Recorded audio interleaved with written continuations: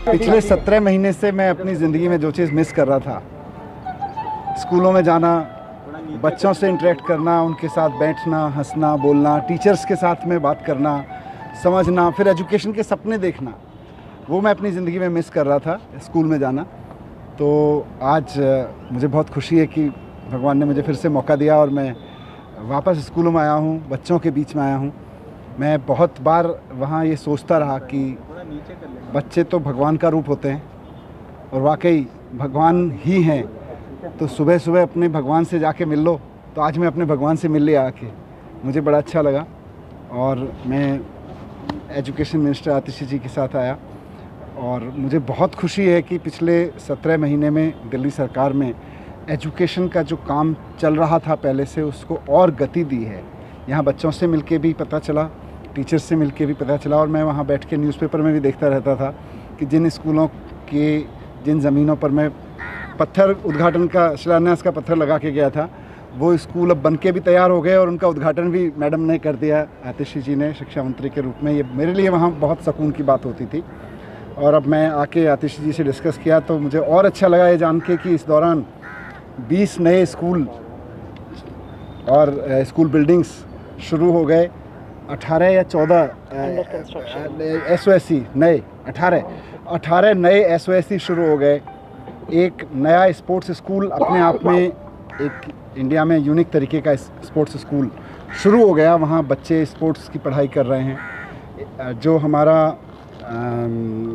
Armed forces preparatory school Kejriwal ji के मार्गदर्शन में बना था, उनके सपने के अनुसार कि हमारे बच्चे देशभक्त बच्चे निकलें और वो आर्मी में जाएं, आर्म फोर्सेस में जाके सेवा करें।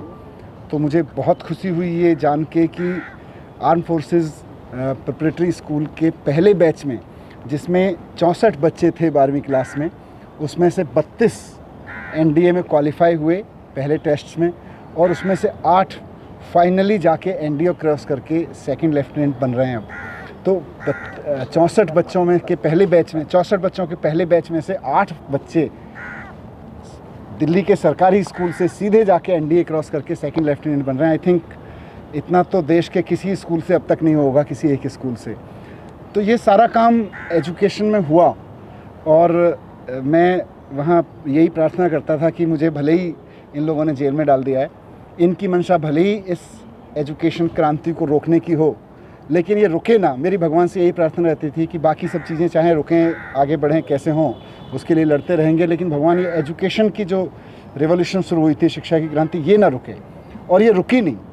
ये यहाँ के भी मैं देख रहा हूँ, मेरे लिए पर्सनली बहुत एनर्जाइजिंग है सारी चीज़ें। लेकिन बीच बीच में मैं अखबारों में देखता रहता था, खबरों में पढ़ता रहता था कि शिक्षा क्रांति रुकी नहीं है, बल्कि बहुत तेज़ी से आगे बढ़ रही है दिल्ली की। सर, आप रिहाई से ज़्यादा भावुक मुझे बच्चों के साथ देखे अंदर, क्या? बिल्कुल, मैंने कहा ना कि बच्चे तो भगवान का रूप होते हैं। और मैं 8-9 साल जब शिक्षा मंत्री के रूप में काम किया तो मेरा धर्म, मेरा कर्म बच्चों से मिलना, बच्चों को समझना, बच्चों के साथ जीना और इन बच्चों को ही देश के लिए तैयार करना, यही था।